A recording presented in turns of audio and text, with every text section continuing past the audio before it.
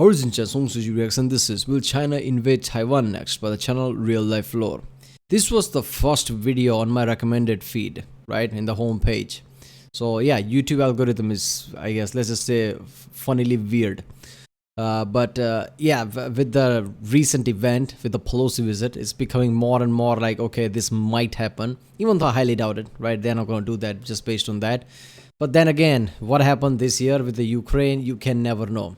So yeah, when the Ukraine conflict started, I said it like, yeah, this China and Taiwan thing, yeah, that feels like literally similar to this, right? And if anything, China and Taiwan feels like something that can happen with more, more easily than if Russia and Ukraine thing. And Russia and Ukraine thing already happened, so why not China and Taiwan thing with how CCP, yeah. Chinese Communist Party, with how they are saying throughout the years, right? I mean, they are really strong about this. Nobody can even acknowledge the existence of Taiwan. Otherwise, China just goes crazy, right? I mean, John Cena says something about Taiwan with the Fast and Furious promotion, and they are like, China just boycotted whole Fast and Furious thing. Until not just that, because of that, I think even WWE pulled his merchandise off the shop for a brief period. John Cena's merchandise. It's like everybody just blacklisted John Cena just because China didn't want it.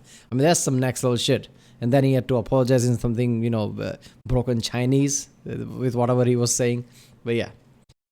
So let's watch this one. RealLifeLore is a great channel. I've never seen any channel that goes in this level of detail about the world events, ongoing world events. There are historical channels, there are science channels, but RealLifeLore is like a current ongoing thing type of channel.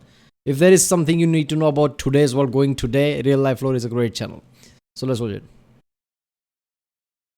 This video is made possible by CuriosityStream and Nebula. Watch another brand new full-length companion video to this one in my ongoing Modern Conflict series that explains the entire story of America's invasion of Iraq in 2003 and subsequent occupation, along with a dozen other exclusive episodes with more than 4 hours of combined content covering recent major international conflicts, all of which you can access by signing up for the CuriosityStream Nebula bundle deal for less than $15 a year at curiositystream.com/realliflore.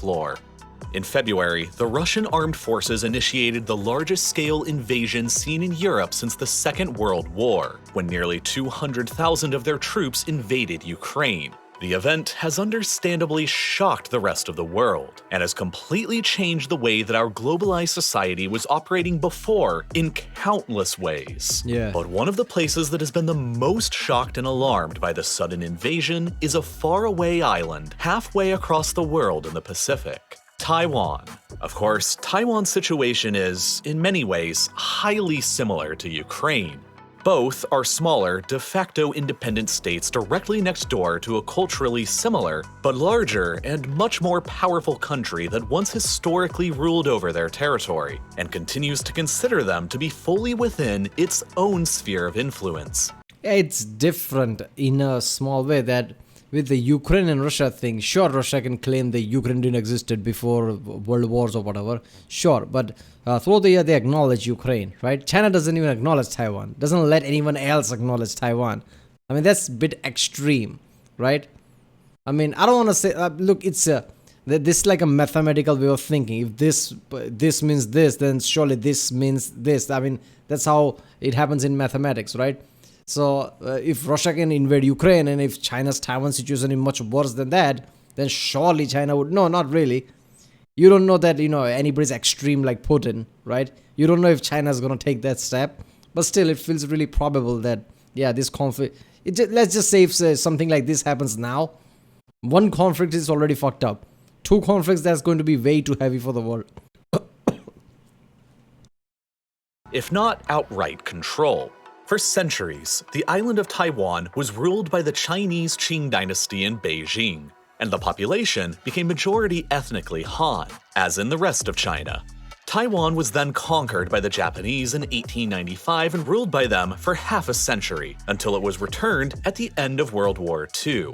In the years immediately afterwards, China became engulfed in the final phase of the decades-long Chinese Civil War between the communists of Mao Zedong and the nationalists of Chiang Kai-shek. the Communists emerged victorious throughout the mainland and established the People's Republic of China, or PRC, in 1949, while the nationalists of the Republic of China, or ROC, retreated to the island of Taiwan. And ever since then, the PRC and ROC have never officially signed any peace agreement, and the Chinese civil war between them is theoretically still ongoing. At the legal level, the ROC on Taiwan has continued officially claiming to be the sole government of all of China, including the mainland, which is ruled by the PRC. Wait a minute. Okay, why would they do that? Look, look, anybody wants to be their own country. Their people claim that they're their own country. At certain level, I can understand that, right? That somebody who just says that we are a different country. We're not part of China. We are Taiwan. I understand that. But you still having stance like we are the official government of the entirety of China, including the mainland. I mean, like, at this point, do you really want to, increase the friction, right? It be your own country, right? Understandable. Claim that, understandable. But saying that I'm the sole government of the entire China, I mean, that's like a bit of provocation, isn't it?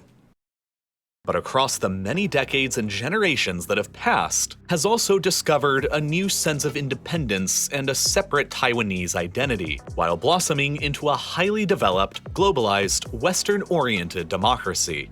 Meanwhile, the PRC on the mainland has also continuously claimed ever since that they are the sole government of China, and that Taiwan has always been a rightful part of that China. Today, the PRC effectively considers that Taiwan is merely a renegade province of their China currently in a state of rebellion. And that if diplomatic efforts fail to reunify the one China peacefully, Beijing has legally reserved itself the right to employ force. And China's current president Xi Jinping has made it no secret that that official position has, if anything, even further solidified under his administration, with statements like this one from a speech of his during 2021 that reads, "Resolving the Taiwan question and realizing China's complete reunification is a historic mission and an unshakable commitment of the Communist Party of China. Xi and the Chinese Communist Party are determined to one day bring Taiwan back under the control of Beijing by one way or another, and they will not change their minds. Since the war in Ukraine has..." Yeah. So obviously this was going to happen. I mean, it's not that long ago where, Xi Jinping basically said that I'm the president for life or whatever that was. You could see where it was going from there. And I think, what is that doctrine of their Communist Party or whatever when it's founded? There's certain things that are written there. Taking Taiwan back is also part of that, if I remember correctly, right? So if that's the case, right, if your party's whole, your whole ideology, your whole party's core, followings or whatever you want to call it, right, like the rules to live by or whatever, if one of the thing is taking back Taiwan, I mean, yeah, this conflict feels inevitable, right? Yeah, this is just fucked up. Proven that a full-scale invasion of one state by a neighbor continues to be possible even in 2022. Yeah, and since Beijing has never renounced the right to employ force against Taiwan, the world has been left wondering, could Taiwan actually become the target of the world's next biggest invasion? And could that end up sparking the next world war between China and the United States? Yeah, look, with the Ukraine thing, entire world has shown that nobody's going to do shit, right? They're just going to send some equipment and that's it. We're going to stay out of it, right? So, yeah, China basically saw that. So, I guess because of that, they are going to be confident that even with this, and since they can just claim that Taiwan was rightfully ours to begin with, they can have excuse like that, right? They know that nobody's going to conflict with them. Especially with, I mean, China is not just some important economical country, right? It's one of the most important countries around the world. There's a reason why everybody just, gives in to China and does not say that Taiwan is an independent country. Basically, nobody does that. Why? Because they need Chinese, goods, Chinese money, whatever. So, yeah, at this level of advantage, right? And seeing how nobody did anything in the Ukraine, right? They're probably gonna think like, okay, yes, I know the USA, Japan, everybody's just saying that we are with Taiwan, but in the end, nobody's gonna do anything, right? At best, they'll send equipments or whatever, but nobody's gonna do anything. That's what their mentality is going to be going forward. And with the recent visit, I don't know what's with the visit from Pelosi, right? Why is she there? Especially time like this. I don't know what's the reasoning behind that visit, but it just feels weird right now. With the Ukraine conflict going on, why you provoking somebody else, right? If they're saying that there's going to be conflict if you come to Taiwan, I understand not backing down, but you also have to see let's not give excuse to people, right? Because if the visit somehow becomes an excuse for a big conflict, I mean, that's just fucked up at this point, right? I mean, when one conflict is already too much, what's happening with the Ukraine? Why are you trying to, destabilize anywhere else? Why are you trying to destabilize situations, right? Why create another conflict? I just don't understand that. Taiwan's unofficial protector.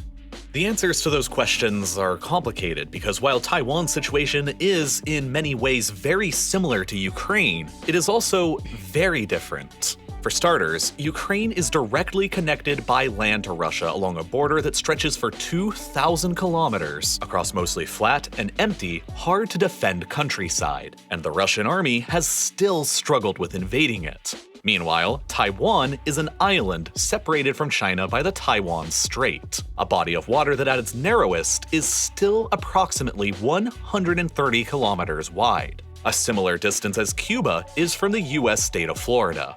Naturally, because of this, any invasion attempt of Taiwan by China would be dramatically more complicated and tougher to pull off than Russia's invasion of Ukraine. I mean, it's China. Come on, in recent years, China's equipments, China's just resources, I mean, it's just going up more than people can track of it, right? I mean, right now, any report that says how powerful China's military and army is probably, I don't know, underestimating it, I guess, because just the way China grows. So it's not the same thing, right? Taiwan Strait, it's not going to be issue for China. Let's be honest, right? I mean, they've probably first attacked with the planes, right, just to weaken the defenses before they can literally invade the land. Because it would necessitate the largest amphibious assault in human history, with hundreds of thousands of troops, landing craft, and air superiority all operating in tandem with each other over the strait. Second of all, Taiwan's political situation is dramatically different from Ukraine's as well.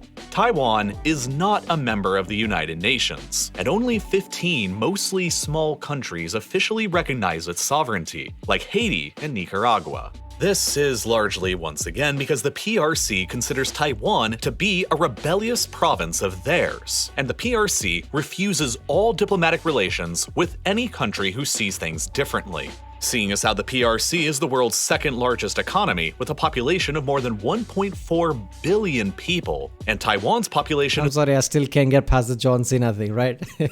Chinese, like, you know how to say things in Chinese, right? Then sing for me in Chinese, say sorry. That's just fucked up, man. There's only 23.5 million. Most of the world, including the United States, publicly side with Beijing on this issue and do not recognize Taiwan's independence. But at the same time, the United States is a major unofficial ally of Taiwan. Taiwan is publicly considered a major non-NATO ally of America, along with Japan, South Korea, and the Philippines. Come on, unofficial. There's no such thing as unofficial, right? Japan, USA, many countries around the world that nobody recognizes Taiwan as independent because they don't want Chinese goods to go away. Everybody's chicken shit to admit that, and China knows this, which is kind of fucked up. I mean, if you're thinking about how the conflict's gonna go, and the clear indication is like most of the world is chicken shit to even do anything about it. I mean, this just shows you like nobody's gonna say that Taiwan is independent. I mean, yeah, that's just fucked up. And people need to understand, like, it's not just about like China has lots of factory. Economically, it's powerful because it has lots of factory. It has way too many people, so it has way too many money, way too many factories. It's not just that. Which scientist was that who said it? Like, rare earth elements are not rare. It's just in China, right? So China is not just there are lots of resources China has too. The world needs, not just wants, needs. So China is a really unique position for the entire planet, basically for all countries. So major powers going against China and having conflict against China. I mean, with Russia, it's just like oil problem, gas problem, sure. But with China, world would face way too many problems if China suddenly decide that it has way too much money and it's just gonna create sanctions of its own. World's gonna face problem, all countries. The United States has sold tens of billions of dollars worth of military weapons and hardware to Taiwan, including things like advanced fighter jets, helicopters, missiles, and submarines. American naval vessels routinely patrol the Taiwan Strait between Taiwan and the PRC at least once a month. And US President Joe Biden has even gone so far as to publicly state that America would defend Taiwan in the event of a PRC invasion just last October. America recognizes Taiwan as independent in all but name, and will most likely— Yeah, but it was in last October when Ukraine thing didn't happen. What is he saying now? That's the question. —come to the island's defense in the event of an invasion from China, unlike Ukraine. And the reason is because, simply put, Taiwan has become the most valuable and strategic island in the 21st century world to control. Okay. And it is at the epicenter of the brewing Cold War between America and China, the same way that Berlin and Germany was at the center of the last one. Whichever side controls Taiwan or has Taiwan on their side will quite literally win the entire 21st century. And there are many reasons why. Let's begin first with the geographic realities making up the board of East Asia and the Western Pacific, and start off from Beijing's perspective. The PRC controls the world's 10th longest coastline with more than 14,000 kilometers of shore with the Pacific Ocean, and half of China's 1.4 billion people live nearby to it.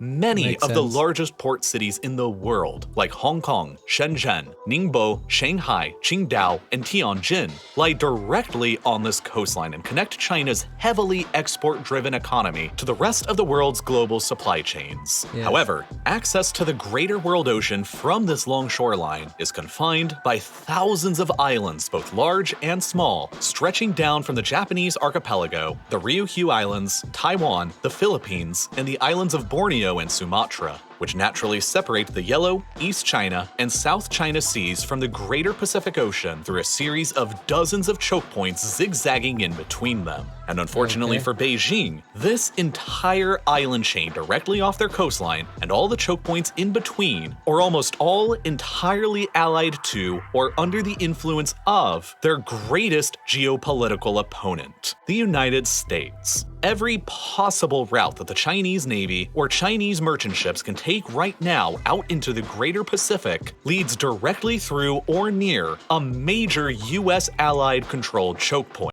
Yes, but they're allied with USA, fine. But in practice, would any of them do anything else, right? Like, would they defy what China wants them to do? I highly doubt that, since they are way too close to China, and China's no joke, right? I mean, would they defy China, right? Doesn't matter if they're allied with USA or not. So in practice, in everyday activity, right? I mean, it doesn't matter who they're allied with. China can still get their way, right? Otherwise, China would just do something about it. And it's very intentionally designed that way. Within American foreign policy, this strategy is well known as the first island chain, and it was initially developed back in the 1950s after the communists first took over the Chinese mainland.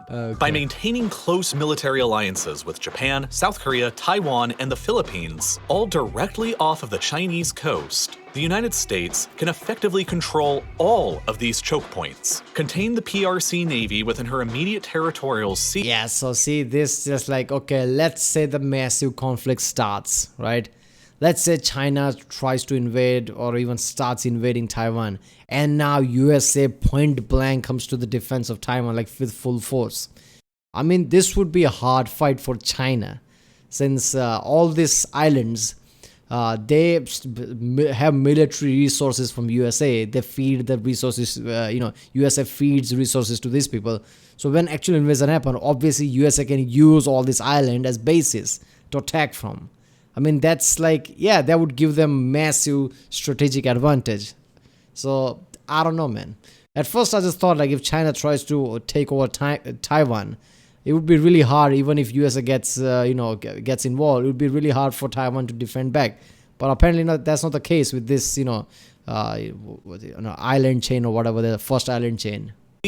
While also simultaneously guaranteeing American power projection into the Far East from dozens of naval and air bases. And then there's the implicit threat that were there to ever be some kind of conflict, the American Navy and friends can easily blockade all of these choke points and strangle the Chinese economy into submission. From both Washington and Beijing's perspectives, Taiwan is the most vital piece on this board to control, because it is at the geographic center of the entire first island chain. If Beijing could ever seize control of Taiwan, it would eliminate a major US allied outpost nearby to China's major coastal population centers and trade routes. It would sever the US island alliance in half, break the American strategic encirclement of their coastline, and enable PRC naval forces, including nuclear-armed submarines, to finally enter the greater Pacific Ocean relatively undetected, which would dramatically improve Beijing's deterrence capabilities. Naturally, the United States would like to prevent this from happening, and thus... Yeah, but at the same time, China is also creating lots of ports in lots of different... all the way to Africa, right? They're creating these ports. I mean, they're not officially military ports. There's some kind of alliance or whatever. It's in Sri Lanka, some in lots of Middle East places too, Pakistan, Africa. So they're creating, they're basically trying to dominate Indian Ocean. And the reasoning would also be that too, even if, they can't take Taiwan back and somehow this first island chain becomes an issue in war, they would control all these military bases in the entire Indian Ocean, which would be already, force element to it, right? Like, say USA can control this, but we have islands literally everywhere and we can attack from all fronts or something like that, which is kind of fucked up. Taiwan is geographically a core interest to both parties. But this is really only the beginning of why Taiwan matters so much to both sides. Because the significantly larger and more pressing issue, as it nearly always is over economics, money, and resources. For starters, the Taiwanese economy is massive and punches well beyond its weight, which is another huge difference between itself and Ukraine. The Ukrainian GDP pre-war was only about $155 billion.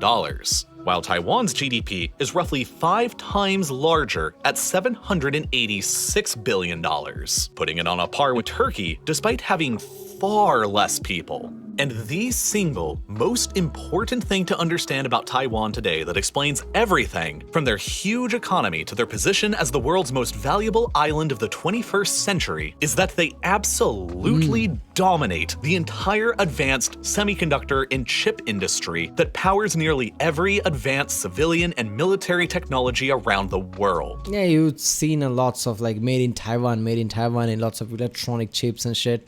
Yeah, so yeah, this doesn't surprise me. From smartphones and computers to advanced jet fighters and missile defense systems, semiconductor chips of 10 nanometers or less in size are currently considered to be the most advanced. Tiny devices that pack billions of electronic components within just a few square millimeters of space. So thoroughly does Taiwan dominate this industry that 92% of the entire worldwide manufacturing of these advanced chips takes place on their island alone, within only a handful of enormously expensive, complicated, and highly specialized fabrication plants, or fabs, most of which are owned by just a single company, the Taiwan Semiconductor Manufacturing Company, or TSMC. TSMC is likely the most powerful corporation in the world that you've never heard of. And it's really more of an institution at this point than a company. They operate 10 major fabs on the island itself that act as the world's foundries for advanced chips. And ranked by market cap, TSMC is the 10th largest corporation in the world, with a valuation exceeding $540 billion, larger than the annual GDP of most of the world's countries. With such an absolute monopoly on the production of the world's most advanced chips that everybody needs, Taiwan... Yeah, see, 90+%, that's a lot than I would have thought of. I mean, these chipsets are so important that it also seeps into the defense. Lots of satellites, right? Lots of defensive mechanism, This is kind of like heavy. So I am surprised by the 90+%. So Taiwan is really important. Like let's say, in invasion, Taiwan shuts down somehow with all the chipset and everything. That would be a colossal blow for the entire world. Because let's be honest, in the current age, you can live without everything, but you can't live without chips. Right? You need your chips with everything, basically, all technologies. Taiwan has created for itself a decisive masterstroke in the art of defense. It has made itself invaluable to both Washington and Beijing. Giant American semiconductor companies like Intel, Nvidia, AMD, Apple, and dozens of others still perform the research, development, and design of their own chips, but beginning in the 1980s, they gradually outsourced the entire manufacturing process of these chips to mostly TSMC's fabs on Taiwan in order to cut down on costs and become. You thought Nvidia graphic cards were costly right now. If this shit happens, you can forget it. Nobody's getting graphic cards then. Become more competitive. Then, over the span of decades, TSMC has essentially become the global foundry and manufacturer for advanced chips designed by almost every semiconductor company in the world. And while this strategy was immensely beneficial and profitable to the private companies like Nvidia or Apple, it has also led to a massive and potentially catastrophic risk to the United States government.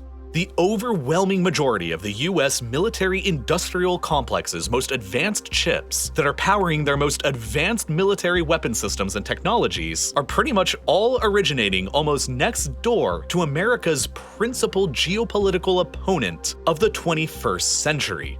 Were Taiwan to ever fall into the hands of Beijing, it would potentially also mean the conquest of TSMC and their priceless fabs, and America could suddenly find. Look, the technology does not come from Taiwan, right? USA kind of, most of the technology was made in USA, right?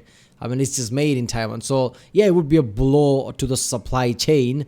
But I guess USA and obviously military, where the budget flows like a river, way too much money there in the defense sector. So yeah, they will find a way to still supply defense chipsets somewhere else, since they know the fucking technology, right?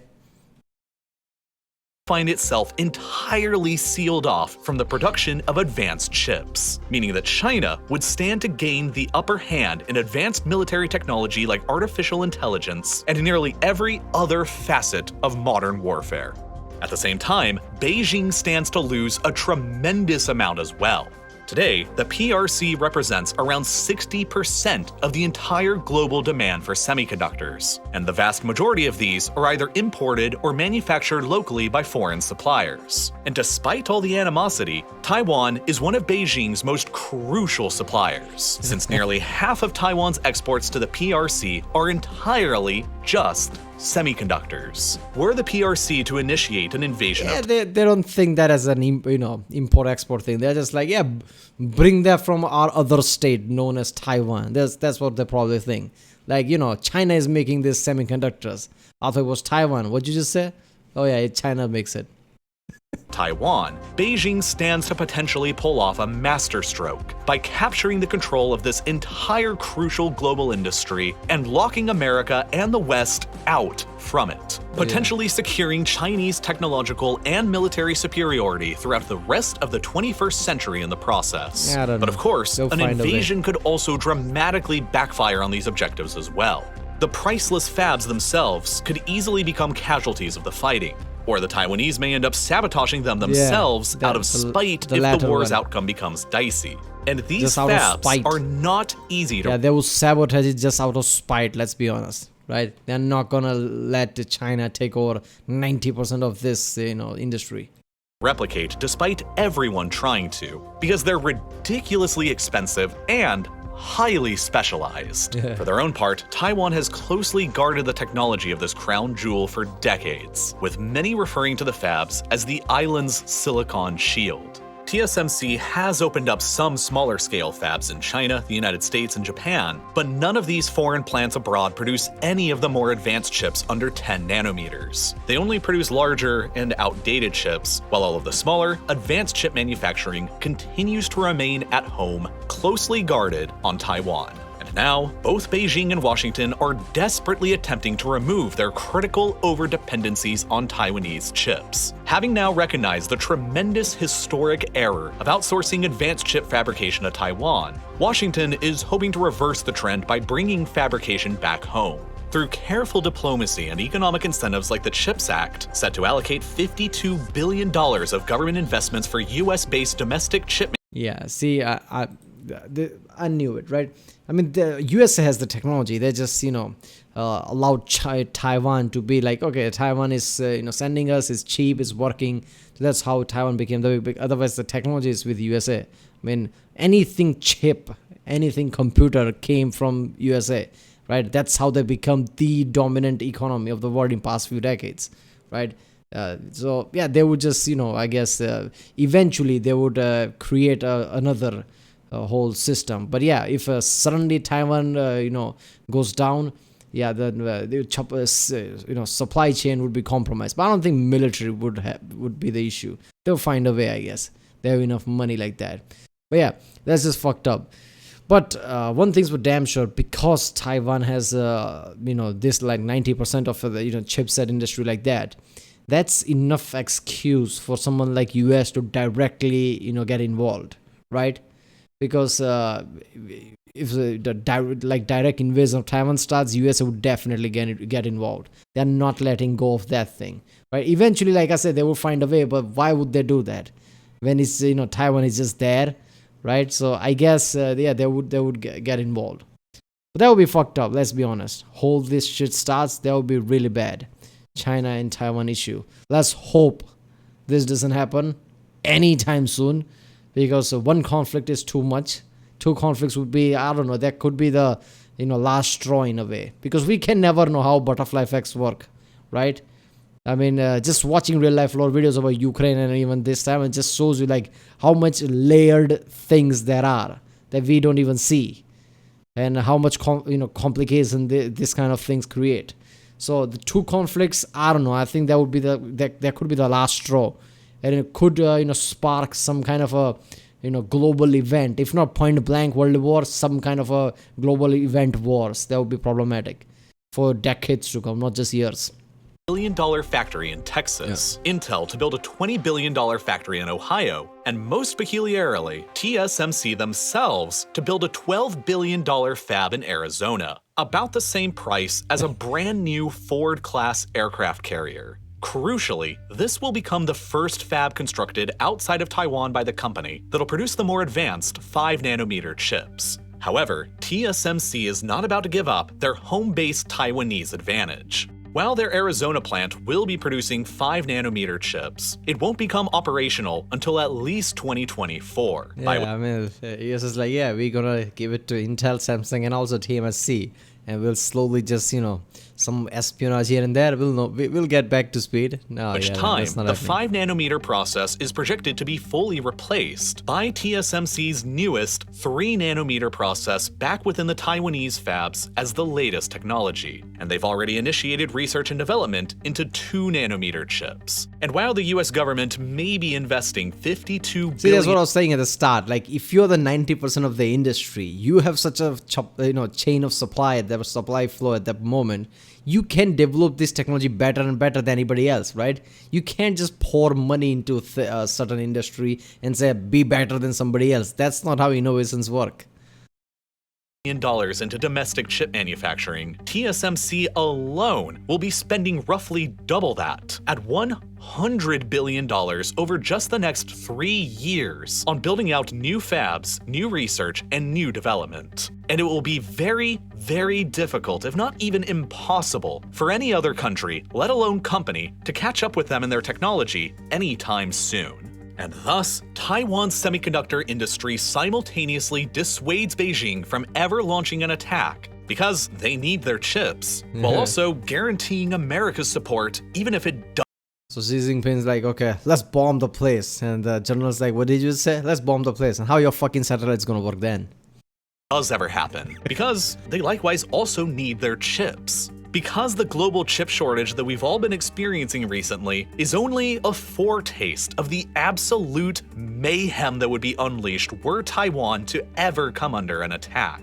The loss of even a about single 3080, man. year's output from the fabs on Taiwan would immediately bring the entire global electronic supply chain down to its knees. And everyone, including Beijing, are acutely aware and cautious of this. But that still doesn't necessarily mean that they won't attack. The most critical component to understanding Beijing's calculus in an attack on Taiwan is China's own looming internal demographic problems. China's own population is expected to peak by 2025, whereafter it will begin to decline steadily for decades as the country completes the demographic transition already seen in places like Europe and Japan. And perhaps even more critically, China's working age population already did peak more than a decade ago back in 2010, and has since been declining at nearly twice the rate of the American working age population. And unlike America, who welcomed more than 1.2 million new permanent residents through immigration in 2016, China has almost zero pull on foreign workers from abroad, as they only welcomed 1,576 new permanent residents during that same year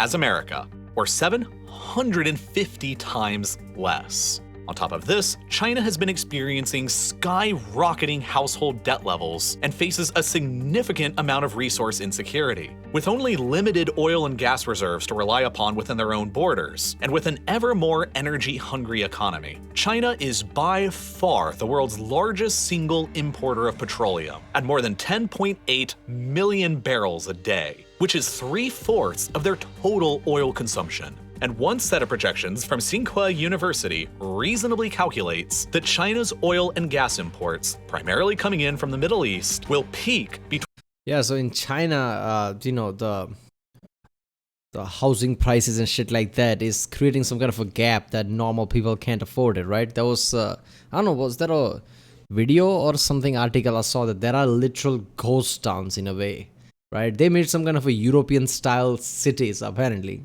right? Copy the literal architecture, like there's even London or something. Most of them are ghost town because whoever owns them are all rich people because they are the only one who can basically buy them. That's how much they were priced because of the gap that is becoming, more and more apparent. Because once the prices go up, it's really hard to bring them down, right? So some kind of a bubble creates, prices go up, and now this kind of a gap there, right? So they decide to create more and more housing, but yeah, only rich people owns them now. So yeah, it's just weird. Between 2030 and 2035. China's economy and relative power are therefore both going to peak at some point this decade. And that means that its most likely chance to successfully accomplish decades-long held goals, like the control of Taiwan, is within the narrow window available to them between now and 2030. If they wait any longer beyond then, they'll only continue growing weaker, while America will most likely only continue getting stronger, or at least remain about the same. And thus, this is why China has been acting increasingly aggressive in suppressing places like Hong Kong, Xinjiang. Yeah. Do you remember those chats? I even remember creating a video about that. We talked about China and India a certain way. I said it like, okay, this... whenever somebody makes this kind of a chats, they, like I said, they have this mathematical mentality, right? Like in past 3 years, China and India has been growing at this level. So clearly next 30 years, there's going to be tenfold. No, that's not how things work, right? And I also said the innovation matters too. The comments, even from the, my own country, people are like, okay, you don't know anything, you're just afraid. Like, I live in India, what the fuck you talking? I'm not American here. So comments are like, you're just afraid, this and that India's gonna take over this and that. Like, I'm Indian, man, what the fuck you talking about? I'm just saying that this is reality. So what he's saying right now is opposite of what the charts have been saying, right? America's just gonna gradually go down, China's gonna go up, it's gonna become number one. Clearly that's not the case, right? It's going to peak at a certain point and this is going to slow down, while US is kind of going to be at the same, because they have kind of monopoly technologies with them that is still, leading today's world. So until somebody makes a major technological breakthrough that, that can be utilized by entire world, by some country like China and India, right? US is not just going to go down like that because they have the monopoly over most technologies. And the South China Sea. And it's why several American admirals and foreign policy experts have suggested that there is a relatively high chance of Beijing acting on Taiwan in some way or another by 2027, within just the next 5 years. And thus, even before the Russian invasion of Ukraine, the 2020s were already expected to be the most dangerous decade of the 21st century so far. And in many ways, the struggle for Taiwan is already ongoing.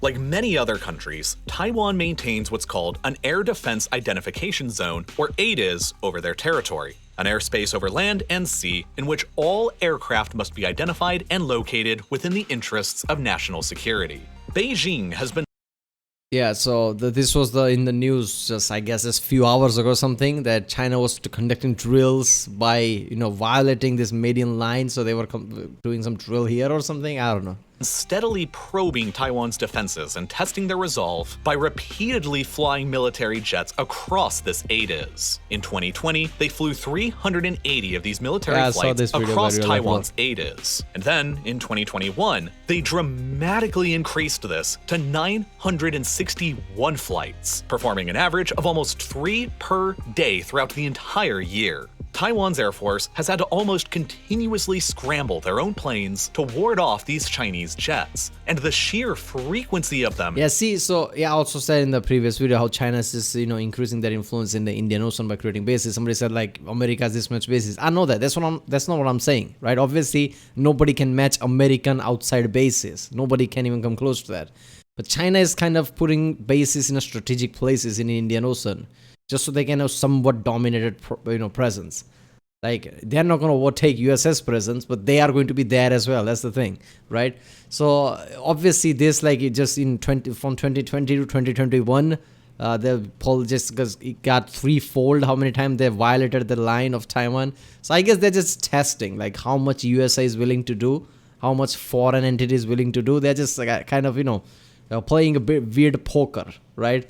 Like how many of them are bluffing, how many they are going to be responding to anything, which is kind of fucked up. It just shows that they're seeing everybody's card, they're trying to see everybody's card, and eventually they're planning something. That's the point with the bases and this breaking the time online like that. Has been causing qualified and highly trained pilots on the island to be stretched dangerously thin. And if the time ever comes that Beijing finally concludes that diplomacy has failed, it has multiple military options to select from in dealing with Taiwan that are short of a risky full-scale invasion. The Republic of China controls more territory than just the island of Taiwan. There are the unpopulated Patras and Taiping Islands in the South China Sea that are home to ROC air bases that Beijing could seek to eliminate or occupy in a more limited show of force. There are the small Matsu Islands that are only about 9 kilometers off the coast of China's Fujian province, home to about 13,500 Taiwanese citizens that Beijing could opt to blockade or occupy. Look at that, and they're like, holy shit, China's just right there. There's a Republic of China there, right? Taiwan is basically just, look at that, holy shit, China's just there. While using them as a bargaining chip towards full unification with the Taiwanese mainland. There's also Kinmen, another group of islands that the ROC controls just off the Chinese mainland, a mere 6 kilometers from the PRC port city of Xiamen. However, Kinmen is home to 140,000 ROC civilians. So while it would be a more audacious move than occupying the Matsu Islands, an invasion and occupation of Kinmen would be substantially easier to pull off than an invasion of the Taiwanese mainland. Too easy, and like the Matsus, could be used as a bargaining chip towards the bigger goal of full unification. If these limited invasions fail to deliver results, Beijing could still utilize their navy to implement some form of blockade over Taiwan in order to attempt to pressure them before resulting to the full-scale invasion. Yeah, the core, I don't know posthumous, but if they wanted to do that, they would have done that a long time. I'm pretty sure China 10 years ago could have taken out that island that is closest to them, right? That's not the point anymore, right? Since the Cold War, that's not the point. The point is, can China go toe-to-toe with USA? And will USA, kind of go to the sideways and not really directly interfere? We know by now that that's probably not going to happen, because you can say anything about USA, right? You can have view about USA any way you want. But if there is an interest that USA has, no way in hell USA is going to back down, right? And with this semiconductor thing, no way they're going to let that go, because that's way too important, especially in current age, right? In any air defense that USA does, which they take very seriously, they need these semiconductors. So they're not going to just let Taiwan go, just like they would have let go of any other. And, times like that, USA will full-blown get in the middle of it. So that's why China is kind of trading slowly, seeing how USA responds with the breaking of the line and shit like that, because they know US is going to come full force with this one. So the point here is, like, can they go toe to toe with USA? Which I don't think they can, even with all the power that China is, growing with. USA is way too ahead. Option, but it may not matter because any of these supposedly more limited options could still skyrocket international tensions and bring the United States into a war against them. Thus, Beijing may end up coming to the conclusion that all of these supposedly limited options are equally as risky as the full-scale invasion option is, and simply choose to go full send. But an actual invasion of Taiwan will likely entail successfully pulling off the most complicated military operation ever in human history, while successfully holding off the world's greatest military superpower and minimizing collateral damage on the island. No easy feat. It's been estimated before that in order to successfully occupy and subdue the territory of a hostile population, an invading army needs an occupation force of roughly 20 soldiers per 1,000 civilians. Owing to Taiwan's population of more than 23.5 million, that means that in order to have any hope of success, the Chinese would need to commit at least 400,000 troops to the invasion and occupation of the island. And that's not even factoring in the potential for casualties while crossing the strait or landing on the beaches. In reality, China would likely need to commit more like 600,000 troops into the operation, which is nearly 1/3 of their current active duty forces of 2 million personnel.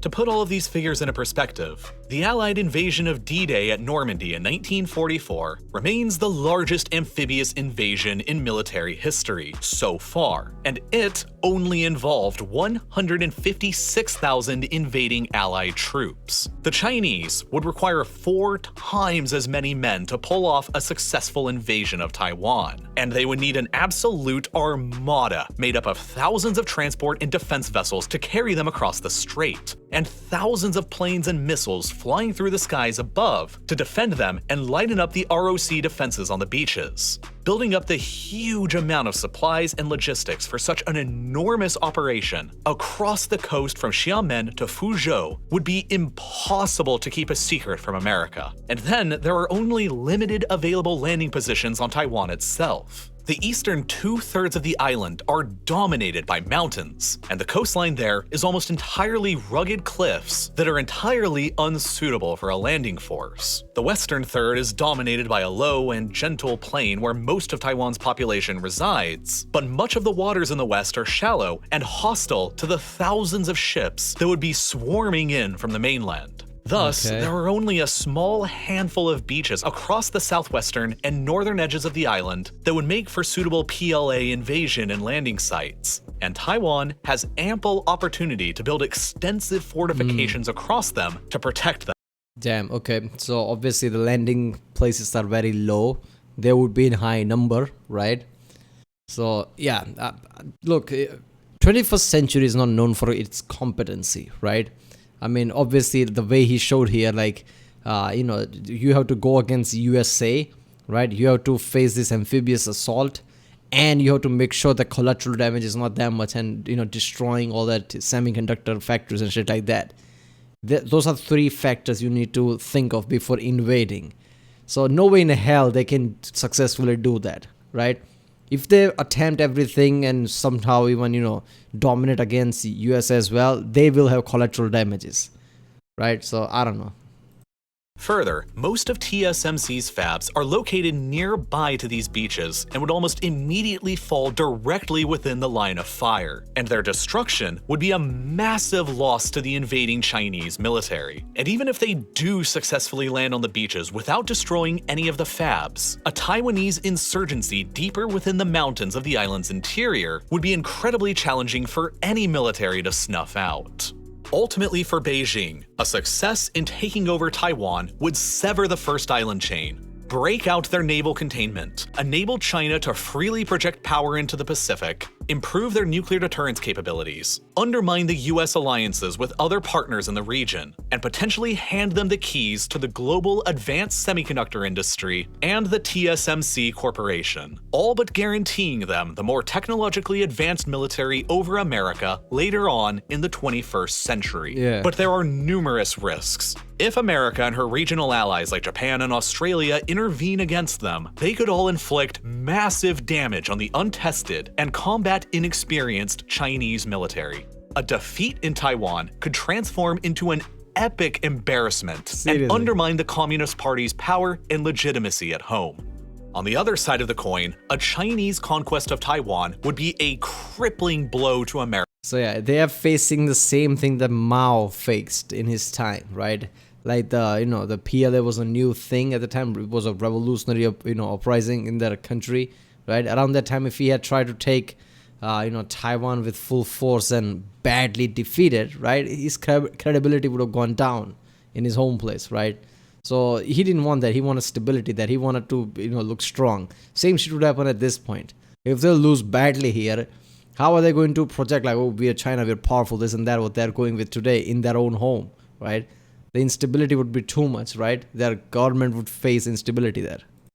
America and the Western Alliance. Overnight, the US's position as the leading power in Asia would be completely undermined. US allies in the region would become more susceptible to economic and military pressures coming from Beijing, and some might even switch over to the other side. Some, like Japan, might even begin to seek to fully remilitarize themselves and seek out nuclear weapons for deterrence. And worst of all, America could find itself locked out from the future of advanced chip manufacturing and lose their status as the world's most advanced military to China, while also suffering all of the associated economic consequences of US-based semiconductor companies losing their manufacturing hub. And there's no guarantee that the American military would prevail against the increasingly more capable and powerful People's Liberation Army, even if it did intervene. And so, while an eventual conflict between Beijing and Washington over Taiwan is uncertain, one thing absolutely is. Whoever between them is allied to or controls Taiwan by the end of this decade will be all but guaranteed to be the most powerful empire for the rest of the 21st century. And the reverberations of any conflict there will be felt for generations. Yeah, I think that's a bit stretch. Like I said, I understand that Taiwan has the technology, right? And technology is by far is better than anybody else's. They are going all the way to 2 nanometers now, for fuck's sake. Everybody can't even do the 5 nanometer, which is a big leap. I understand that. But that's the thing. People now suddenly have this kind of a surge of information like, holy shit, we can't rely on Taiwan anymore. Even though they are the best, we are going to buy from them. But we still need to. So people will start to make their own thing, which they are doing right now. And as soon as that begins in a decade or two, people will catch up. That's how innovations work.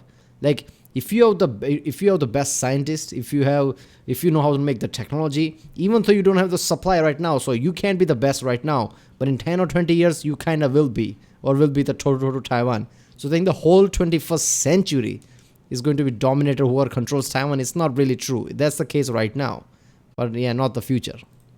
To come on both sides. And based on that, both sides will have to do whatever it takes to make sure that Taiwan, in one way or another, is on their side and their side alone by the end of this decade. The potential for a Chinese invasion of Taiwan is an incredibly complicated and naturally highly speculative subject, and I didn't really have enough time to cover all of the nuances and context in just a 30-minute long video on YouTube. China Invade Taiwan Next, I guess. So yeah, lots of variable, but definitely US's interests are the most affected here. If China does take out Taiwan, which means USA will get involved, but I don't know.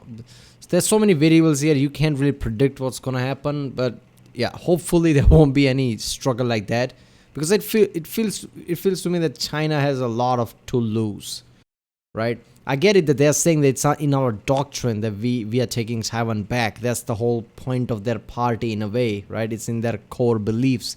But then again, China has way too many things to lose. Like even their image, if they lose this, their image in the global standing, and even in their own home country, their image will be badly stained, right? And the way it looks like, they will find casualties and collateral damages in Taiwan, with all the factories getting destroyed and this and that, right? So I don't know, even though they have this like, we are going to do this one day, it doesn't feel to me that it's not going to happen, right? They're just trying to flag short, but they also know that they have a good shit going right now. Their economy is doing great. They're getting stronger overall. They have money right now.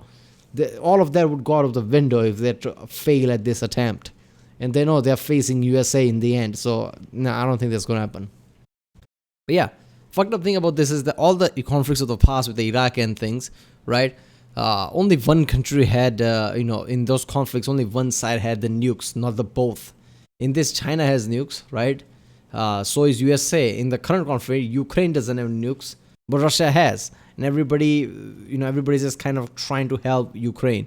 But if this conflict happens, China and USA both have nukes. So the end result would be devastating, right? Because if nobody graciously accepts defeat, there's going to be a bad result in the end.